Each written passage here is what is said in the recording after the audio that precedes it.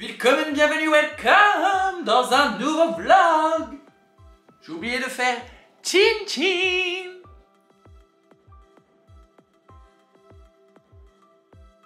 On se retrouve aujourd'hui dans un nouveau vlog, ça faisait longtemps. Il est 18h55, nous sommes le 3 octobre. Et on se retrouve au tout début de ce vlog pour ouvrir un colis. Pour l'instant, vous ne savez pas, Rototo, ça faisait longtemps, quelle est la teneur de ce colis. Je me suis aventuré sur mon compte France Loisirs dernièrement parce qu'en fait, France Loisirs m'a gentiment appelé pour me dire que mes coordonnées bancaires n'étaient plus à jour car j'ai changé de carte bleue. Persuadé d'avoir annulé mon abonnement France Loisirs, n'y trouvant plus mon compte depuis plusieurs mois, et finalement je ne l'avais pas annulé.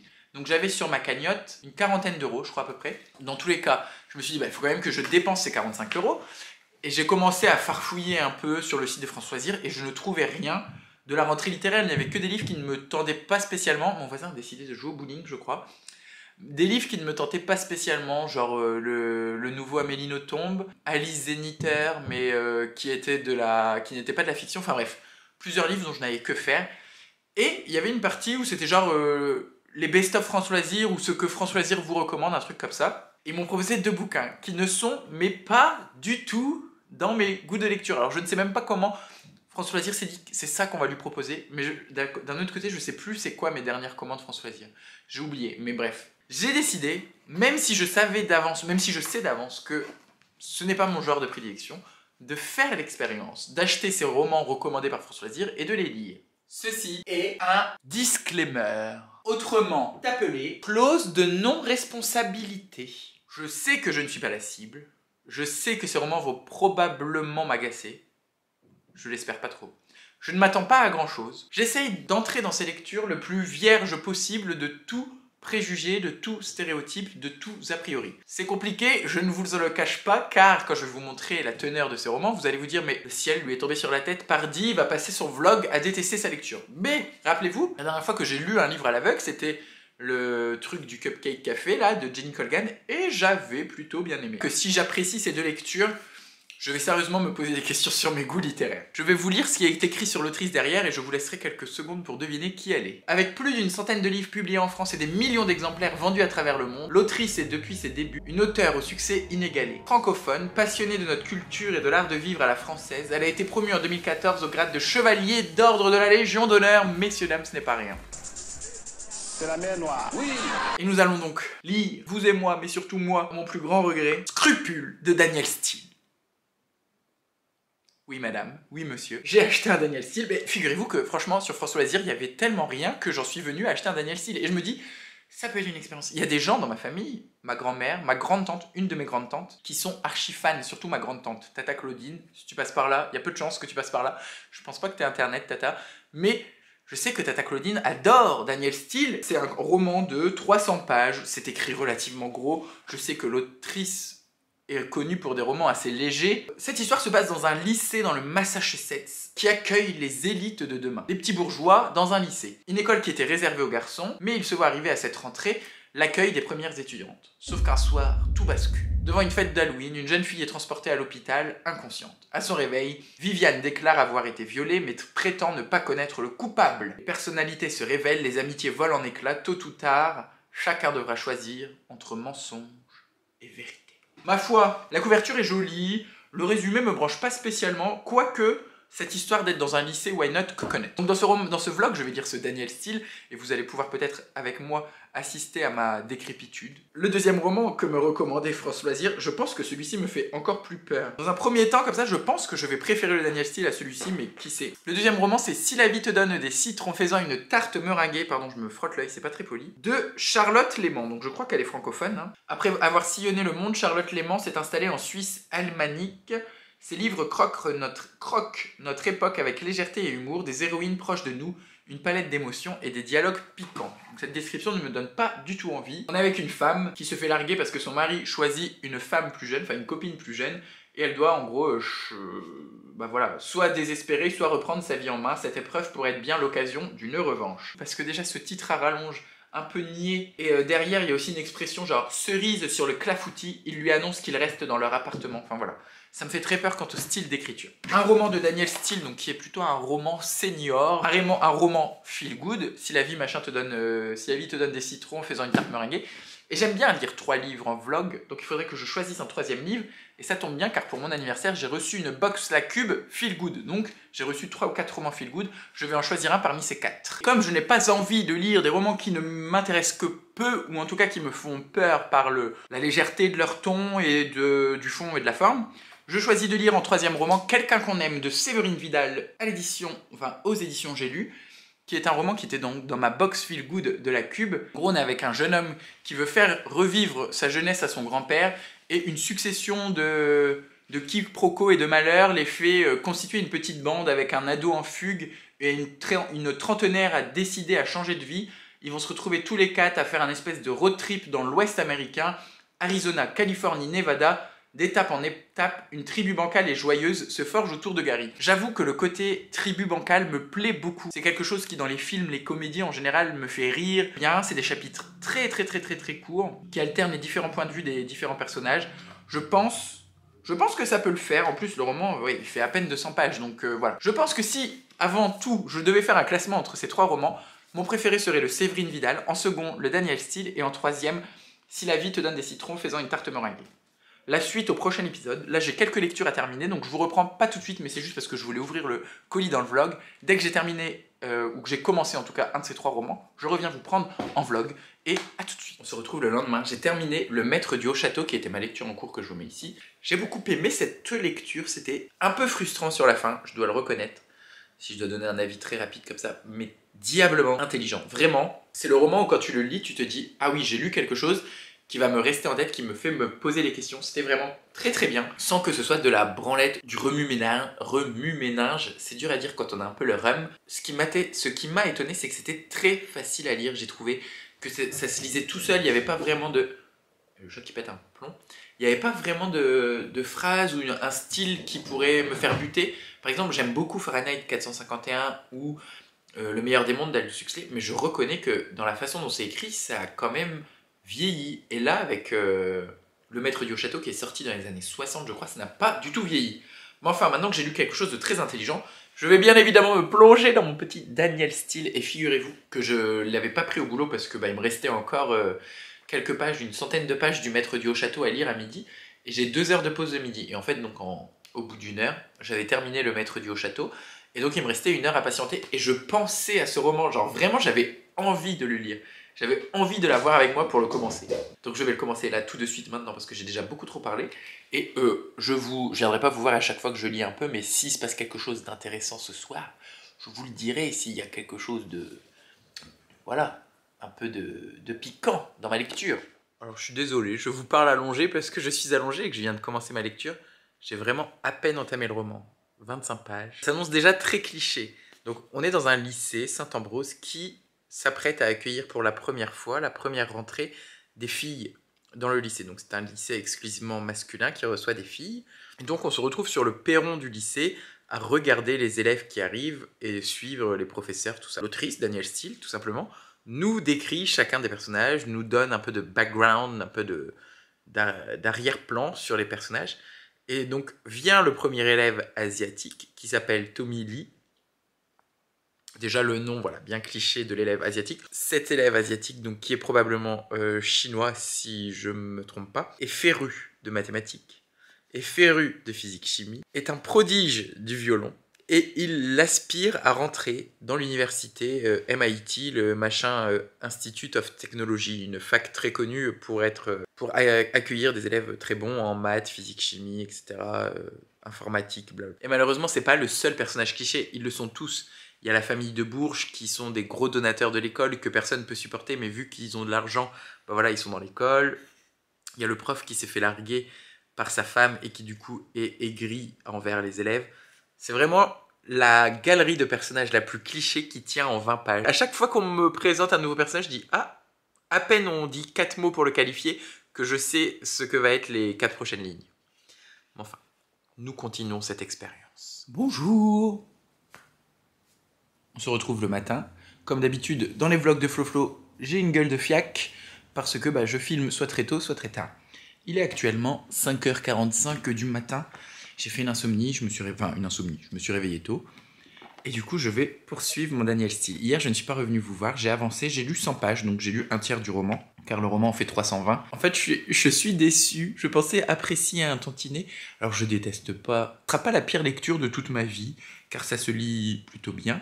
Mais c'est vrai que, en fait, je comprends pourquoi la cible, c'est les femmes de, je sais pas, 60 ans, 70 ans, en tout cas les femmes âgées, parce que c'est un livre qui est très plan-plan. Là, en fait, j'ai lu 100 pages, donc un tiers du roman, comme je viens de vous le dire. Et tout ce que j'ai lu, c'est ce qui se passe dans le résumé. Enfin, on nous parle de Viviane qui déclare avoir été violée le soir d'Halloween par un groupe de garçons, un lycée qui accueille des femmes pour la première fois. Et voilà, et c'est ça. Et en fait, on sait direct. Je pensais qu'il y aurait un petit mystère en mode on ne saurait pas qui est le violeur ou quoi que ce soit. Mais si, on nous explique tout, on nous dit comment ça se passe, qui est le violeur, on nous raconte la scène. Donc on sait exactement quoi. Donc je sais pas quels vont être les enjeux dans le reste du roman. Juste que la fille ne veut pas avouer. En fait, elle-même, elle sait ce qui s'est passé, mais elle ne veut pas balancer les garçons qui l'ont violée. Et c'est la scène de viol explicite, la plus courte et la plus brève que j'ai lue. Parfois, soit on nous raconte le viol en long, en large, en travers, ce qui, pour moi, n'apporte pas grand-chose dans un roman en général, ou alors on nous le raconte de façon déguisée, de façon pudique, avec des jeux de mots, des phrases, des exercices de style qui peuvent permettre, à défaut de minimiser le viol, l'adoucir. Là, on nous le dit avec des mots assez franchement. C'est alors que Rick, chancelant, s'approcha de Vivienne, l'agrippa et la renversa par terre. Il lui baissa brusquement ses collants et sa culotte, ouvrit sa braguette et la pénétra. 3 lignes, voilà. Et ensuite, on passe à autre chose. Tommy, quant à lui, vomissait contre un arbre et ne voyait rien de ce qui se passait, blablabla, on nous raconte la suite. Et après, les garçons s'en vont, ils laissent la fille seule dans la forêt, et voilà. Donc, c'est pas un spoil, hein, parce que dans le derrière, on le sait hein, comment ça va se passer. C'est bizarre d'expédier aussi rapidement la scène de viol qui est quand même l'élément perturbateur du roman. Hein. Jusque-là, on était dans la scène d'exposition, on nous racontait le lycée, on nous racontait l'arrivée des filles dans cette école, on nous racontait chacun des personnages un par un, vraiment, hein, on prenait un personnage, on faisait un zoom sur lui, il y avait un portrait, et là, bim, élément perturbateur, 3 lignes, et l'enquête démarre timidement, mais en fait, il n'y a même pas vraiment d'enjeu, parce que tout reste sur la scène de crime, donc la police va avoir tout ce qu'il lui faut pour pouvoir trouver qui est le coupable, donc je m'interroge vraiment qu'est-ce qui va se passer dans ces 200 pages. Mais enfin, là, il me reste à peu près 2 heures avant de me préparer pour aller au travail, parce que je commence qu'à 8 heures. Je sais pas si je vais lire pendant les 2 heures, parce que c'est pas le genre de roman que tu... Enfin, quoique hier, j'ai quand même lu 100 pages d'une traite, et je n'ai pas reposé spécialement le roman. Donc bon, voilà, je vais lire ce matin. Je sais pas si je vais lire pendant 2 heures, mais je vais avancer ma lecture. Je sais pas si je vais terminer aujourd'hui, mais au plus tard, à mon avis, ça sera fini demain.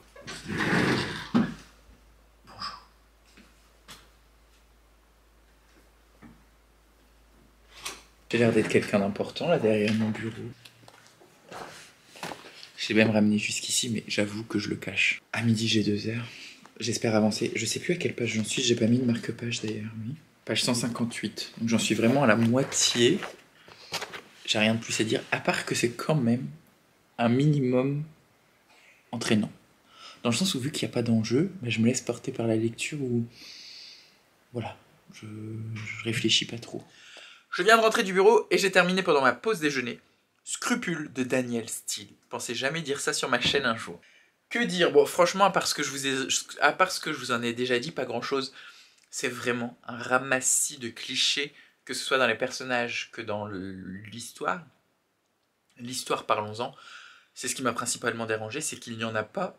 Il n'y a aucun enjeu, aucun suspense, rien du tout. En fait, tout est posé dès le début. On sait exactement ce qui va se passer et il ne se passe rien. C'est creux.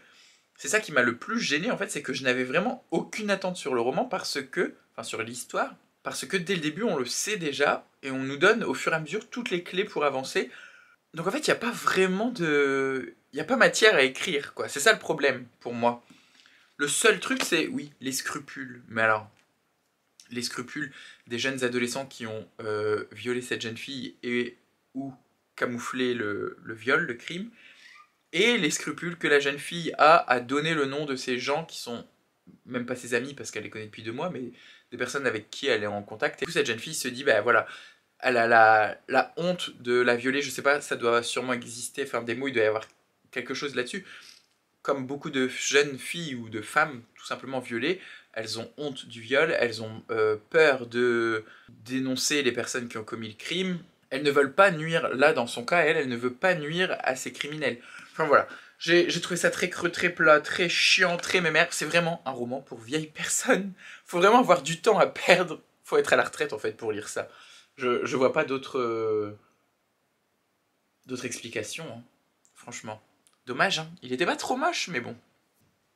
Je vais donc commencer un autre roman qui me fait tout aussi peur. Franchement, regardez ce que je fais pour vous et vous pouvez m'applaudir. Je vais donc lire Si la vie te donne des citrons faisant une tarte meringuée aux éditions Piment, enfin aux éditions François Zir dans leur collection Piment. Et c'est de Madame Charlotte Léman. Et une lettre près, elle s'appelait Madame Lemon. Ça aurait été plutôt pas mal pour ce titre. Je suis pas du tout friand de ce genre de titre à rallonge qui m'agace un peu en mode citation feel good. Et c'est ce qui me fait peur, c'est que ce soit ou limite du développement personnel en mode oui voilà, cueille le jour, blabla. Ça m'en touche une sans bouger l'autre. On va commencer, hein. Il fait combien lui? 300 pages. On va essayer de faire ce vlog le plus vite possible pour pas que je ne souffre trop longtemps. Comme vous pouvez le constater, je n'ai toujours pas remis le chauffage. Je tiens bon, mais je sors des pulls de plus en plus chauds. Je sais pas pourquoi je pensais l'accent bourgeois. Ma foi, j'ai commencé Si la vie te donne des citrons en faisant de la marmelade, mes couilles en ski. J'ai lu 50 pages. Je sens que ça va être compliqué. Ça me fait penser un peu à Ginny Colgan parce que machin Cupcake Café là. Rendez-vous au Cupcake Café. Parce qu'on est avec une jeune femme qui adore faire la pâtisserie, qui s'empâte un peu dans sa vie de famille. Son mec est le pire des connards, vraiment le sombre con, qui a une promotion, enfin qui va avoir une promotion au boulot, du coup il a le temps de rien. Il fait rien dans le foyer, donc c'est elle qui a toute la charge mentale, des courses, de la cuisine, de blabla. Et un personnage masculin est arrivé très vite, hein, je crois, là il y a une dizaine de pages, donc ça doit être vers les pages 40. Un collègue de travail qui est un peu dragueur, un peu aguicheur. Donc je vous le donne en mille. Là, Clémence, elle va donc se faire larguer, ça on nous le dit dans le résumé. Ou alors elle va découvrir que son mari la trompe, mais non, son mari la quitte. Donc elle va se faire larguer. Après, elle va se rendre compte que son boulot c'est de la merde, donc elle va probablement démissionner pour devenir pâtissière, un truc comme ça, je pense, parce qu'elle adore la pâtisserie. Et elle va se taper, comment il s'appelle? Antoine. Et elle va se taper Damien, son collègue commercial, qui est pas comme tous les commerciaux, avec tiré à 4 épingles, bien coiffé. Non, il est un peu plus fun, un peu plus sauvage, quoi. Il se coiffe pas, il s'habille un peu comme il le veut, il est un peu plus cool, c'est sûr. Donc voilà, j'ai lu 50 pages, je sais le roman. J'ai l'impression que ces bouquins, là, ces trucs feel good, où on est avec une meuf à qui il arrive que des conneries, blablabla, c'est un peu des prises d'otages. Parce que dès le début, on nous raconte vraiment une vie de merde, et on nous prend en otage, parce que moi j'ai envie d'aller au bout, pour que cette pauvre femme Clémence, c'est peut-être parce que j'ai trop d'empathie, je sais pas, mais pour que cette pauvre Clémence trouve un sens à sa vie, trouve quelque chose à faire, trouve du bonheur. Parce que là, elle n'a pas de bonheur, il n'y a que son fils. Elle a un fils qui a 17 ans, donc jeune, enfin, il va passer le bac, avec qui elle a une relation très fusionnelle, et son fils a l'air d'être un gars plutôt cool, adorable, très sympa. Mais j'ai envie qu'elle trouve l'amour, j'ai envie qu'elle s'épanouisse. Et donc, je sais, je vais être pris en otage. Et là, j'ai lu 50 pages très très vite, parce que voilà, niveau texte, c'est bas de plafond, hein. Il n'y a rien de folichon. Un peu d'humour, parfois il nous cale même des hashtags, genre hashtag je t'emmerde, hashtag dans mes rêves. Ça m'exaspère un peu, hein, ce genre de truc. Ah, en fait, c'est à chaque chapitre où je viens de tilter. À chaque fin de chapitre, il y a des hashtags. Hashtag je collectionne les blenders, hashtag joyeux anniversaire. Je sais pas pourquoi je pense à cet accent là non plus, j'adore prendre des accents. Enfin bref, voilà. Me voilà encore pris en otage dans un roman feel good. Aidez-moi, s'il vous plaît. Non, vraiment, j'espère que le troisième va être meilleur, parce que autant Ginny Colgan, bah voilà, un petit chat. Bonjour monsieur. Autant Ginny Colgan, ça m'avait plutôt plu parce que ça faisait longtemps que je n'avais pas lu et j'avais besoin de... Bah Prosper, t'es devant la caméra quand même. J'avais envie à ce moment-là de lire autre chose. Là, je sors d'un Daniel Steele, donc je n'ai pas besoin de ça. Et puis, le chat ne veut vraiment pas que je filme aujourd'hui. Il veut vous montrer son derche.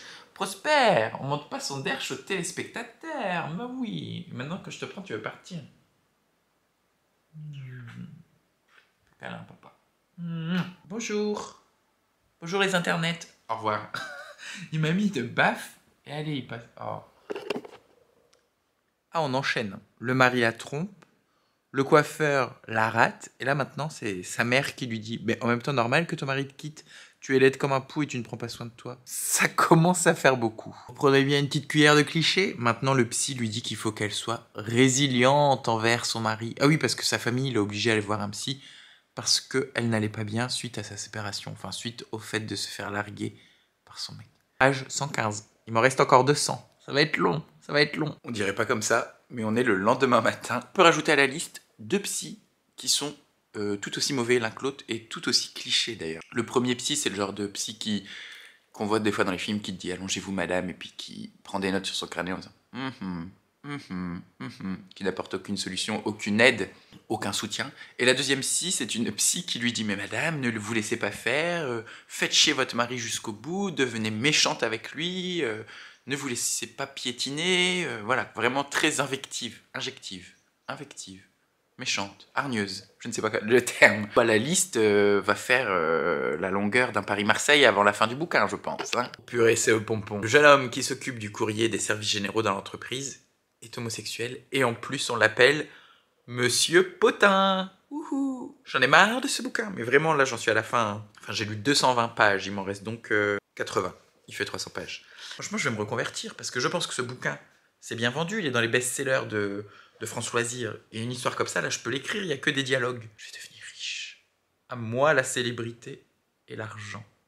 J'ai hâte. J'ai pas grand-chose à vous dire, mais vu que depuis le début du vlog, j'ai fait que des plans de schlag où j'étais en pyjama ou en pilou-pilou des glaces, vu que là, je me suis habillé pour aller au boulot, j'ai dit on va faire un petit plan avec un petit café et ma belle tasse et le chat qui se met devant le soleil. Prosper, je suis une star, ne te mets pas devant le soleil comme ça. Et encore moins devant la caméra. Je suis vraiment... Ouais, ça me met en joie ce soleil. Maintenant, je pars un peu plus tard parce que je passe au laboratoire faire des analyses. Rien de grave. Mais donc du coup, je vais au bureau que vers 10h. Et voilà, je sais pas trop c'est quoi ma journée qui m'attend. Ah si, c'est de l'administratif. Pas mal de... Je travaille dans un centre social maintenant. Et donc du coup, nous faisons des demandes de subventions pour pouvoir financer le centre social.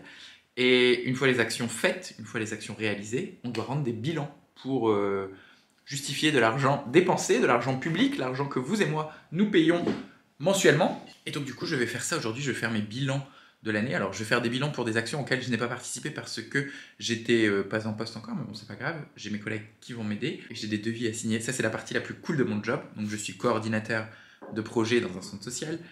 Et donc, c'est moi qui organise tous les temps forts de la maison de quartier. Donc là, il a fait une connerie. Donc là, par exemple, en ce moment, c'est Octobre Rose, donc j'ai prévu quelques ateliers pour les femmes de la maison de quartier.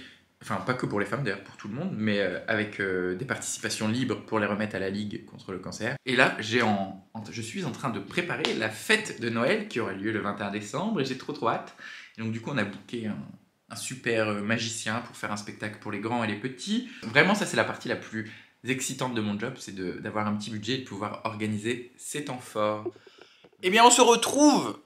Pourquoi j'ai crié? Eh bien, on se retrouve pour la... Désolé. On est vendredi midi, la semaine se termine dans 6h, hein, parce que je termine qu'à 18h ce soir. Enfin, en théorie, je vous raconte encore une anecdote de mon boulot, je dois coordonner une chorale, je sais pas si j'en ai déjà parlé, je crois pas. Une chorale, enfin, je coordonne 4 chorales à la maison de quartier, 3 chorales, pardon. Sauf que celle du vendredi, vu que c'est des intervenants extérieurs qui ne connaissent pas la maison de quartier, tout ça, je dois rester avec eux pendant tout le temps de la chorale, donc de 17h à 18h. Et fermer la salle à 18h, voilà. Bah, quitte à rester à la maison de quartier de 17 à 18 le vendredi après-midi, et oui, je pourrais trouver des trucs à faire, mais bon, je me dis, bah du coup, je participe à la chorale cette année, j'ai fait 3 séances, déjà, ça se passe très bien. On va faire un premier concert le 2 décembre à Reims, où on va chanter du Mozart et du Weber. C'est une chorale de musique classique, car c'est une association qui se veut de populariser et de démystifier la musique classique, principalement dans les quartier prioritaire comme celui dans lequel je travaille. Je reviens vous voir parce que, alors hier soir, j'ai terminé les 100 dernières pages de Si la vie te donne des citrons faisant une tarte meringuée. Je me suis un peu trompé sur la fin, j'avais pas vraiment tout vu, sauf que oui, si elle change de boulot, elle travaille dans un nouveau boulot qui est en rapport avec la bouffe, et elle se tape le mec du commerce, là, le commercial Damien. J'ai pris plus de plaisir, je pense, à lire ça que Daniel Steele, parce qu'il y avait un petit côté humour, mais qui était quand même très lourdingue, hein. C'était vraiment de l'humour de... ma mère. Et ma mère a 60 ans l'année prochaine. Trop mièvre, trop cliché surtout, c'est ça. Hein. Le pire, c'est vraiment les clichés des personnages et des situations. Ça se lit plutôt bien et facilement parce que je l'ai commencé il y a 2 jours au soir et je l'ai terminé hier soir. Donc en fait, je l'ai lu en une journée. Et hier soir, comme j'avais terminé ce bouquin au bout de, je sais pas, une demi-heure, il me restait à peine 100 pages, j'ai lu Quelqu'un qu'on aime de Séverine Vidal. Je l'ai terminé ce matin. Donc j'ai lu les 220 pages de ce roman, qui est plus court, qui est tout aussi feel good avec du bon sentiment. On est avec je crois que j'avais fait le résumé, donc on est avec ce jeune homme qui veut refaire vivre un road trip à son grand-père, que son grand-père avait fait il y a quelques années pour voir son crooner préféré, Pat Boone. Et une petite bande du coup se constitue autour de ce road trip avec un jeune ado en fugue et une jeune femme qui s'est retrouvée là à l'aéroport. En fait il y a une tornade et du coup, en fait il y a une tornade et ils n'ont pas eu d'autre choix que de se retrouver dans une voiture tous les 4 ensemble. La petite bande ne se connaît pas, elle s'apprivoise, etc. C'était très frais, c'est court, limite, les 2 autres faisaient 300 pages, j'aurais bien aimé qu'ils en fassent 100 de moins. Celui-ci, 100 pages de plus, ça m'aurait pas dérangé, car même si c'est assez léger, assez facile et divertissant, bah par exemple, il y avait tout un pan sur la musique qui était assez cool, sur notamment Pat Boone et Eddie... Non, pas Eddie Presley. Elvis Presley, putain, j'ai eu du mal. Elvis Presley, c'était sympa, je comprends pas pourquoi Télérama... Enfin, si, enfin non. Je pensais que ça serait quand même un peu plus consistant pour que Télérama nous le recommande, mais c'était quand même très très bien. J'avais jamais lu Séverine Vidal. Pour un roman feel good, typiquement, si je devais un jour relire du feel good, enfin, je vais sûrement relire du feel good car j'aime bien ça, par exemple, Cupcake Café, ça m'avait fait passer un bon moment. Faut juste que ne se point trop d'infos, quoi, voilà. Parce que bah, je ne suis jamais étonné, c'est jamais novateur, c'est toujours la même chose. Mais ça me fait du bien. Là, en fait, j'ai calculé, je me suis quand même enfilé depuis lundi les presque 900 pages là, de romans assez, pas moyens, mais qui ne me plaisent pas et pour lesquels je ne suis pas la cible. Les 3 romans, je les ai lus mais à une vitesse folle. C'est des pages qui se lisent très très vite. Donc, ça veut dire quelque chose aussi, selon moi, sur la façon dont sont écrits les romans. Ils sont faits, je pense, pour être engloutis, pour acheter plus. C'est un peu peut-être aussi un moyen de consommation du livre qui ne me ressemble pas vraiment, c'est pas forcément ce que je recherche, même si je lis beaucoup et que je lis assez rapidement. Là, j'ai lu encore plus vite que ce que je lis d'habitude, c'est rare. Là, ça faisait longtemps que j'avais pas enchaîné 3 romans, tout en sachant que je travaille de 9h à 18h tous les jours. C'était marrant. Et en fait, c'est ce que j'en parlais avec Cyrielle, et je disais, c'est un peu comme si vous savez, quand on va sentir plein de parfums à la parfumerie, après on nous file du café pour se rincer les narines, ou pareil, quand on fait une dégustation de café, justement, on boit un verre d'eau gazeuse entre 2 tasses de café pour se remettre les papilles à zéro. Et là, ça m'a fait un peu pareil parce que dernièrement, j'ai eu des très bonnes lectures pour lesquelles j'ai pris mon temps. Je me suis vraiment posé, j'ai lu sur 1 semaine, 10 jours, 2 semaines, même un roman en 2 semaines. Et c'est pas que j'avais perdu l'envie ou l'entrain de lire, c'est que bah voilà, j'avais d'autres choses à faire et j'avais plus la tête à lire. Et le fait d'avoir lu ces 3 romans qui sont pas faits pour moi, ça m'a redonné envie de lire. Et tout de suite, quand j'ai terminé Séverine Vidal, j'avais envie d'aller voir dans ma pile à lire ce qui m'attendait et de trouver vraiment un bon roman. Donc du coup, j'ai trouvé. Et donc j'ai trouvé, je vais lire La Fabrique des Salauds en lecture commune avec Cyrielle, Grand Ours et Christophe, comme d'habitude, qui est une belle bricasse de plus de 1000 pages sur une fratrie allemande. Et en gros, on nous propose de nous raconter toute l'histoire du XXe siècle, enfin une partie du XXe siècle en passant par Auschwitz. Donc il va y avoir une grosse partie chez les nazis, une grosse partie en Allemagne. C'est un roman allemand, Chris Kraus. Enfin, si je devais le prononcer à l'allemande, je dirais Chris Kraus est un auteur allemand. J'ai lu pour l'instant juste un chapitre, hein, donc ça fait 30 pages. C'est très bien. Je me suis mis des petits post-it parce que vu que là j'ai quand même un plutôt bon rythme de lecture et que j'ai très très envie de lire actuellement, j'ai pas envie de le faire trop traîner. Bon, en même temps, ça se trouve, je lirai plus vite que ce que je me suis imposé, entre guillemets, mais j'aimerais bien lire une centaine de pages par mois, tout simplement parce que, on les voit pas là, mais j'ai des services presse qui m'attendent et qui sortent au mois d'octobre et j'aimerais bien les lire au mois d'octobre. Si je ne les lis qu'au mois de novembre, c'est pas bien grave. Il n'y aura pas mort d'homme, c'est pour moi en fait. J'aime bien lire les services presse dans le mois où ils sortent. J'espère que cette petite virée en eau trouble dans les romans feel good et les romans France Loisirs vous aura plu. Franchement, je peux pas dire que ça m'a déplu. J'ai pas aimé mes lectures, mais j'ai plutôt apprécié l'expérience de lire des romans qui ne sont pas du tout faits pour moi, de voir comment sont abordés ces sujets, comment sont écrits ces livres, genre un Daniel Steele, j'avais aucune idée de comment ça pouvait être écrit. La preuve, je m'attendais à être surpris, je ne l'ai pas été. Ça m'a pas déplu, puis voilà, c'est que de la lecture. C'est comme, ça peut très bien nous arriver de regarder un truc de merde à la télé et d'y prendre plaisir. Et ben là, je vais pas dire que j'y ai pris plaisir, mais enfin, pour moi, la lecture, c'est pas quelque chose de sacré, sacro-sainte lecture, et ça peut totalement faire l'objet lecture plus mièvre et plus bateau, et puis voilà. Et dans tous les cas, ça rentre en compte dans mon envie d'être le plus éclectique possible, et de critiquer. Et là, j'ai critiqué Daniel Steele, j'ai critiqué pas Machine, désolé, ça c'est pas gentil.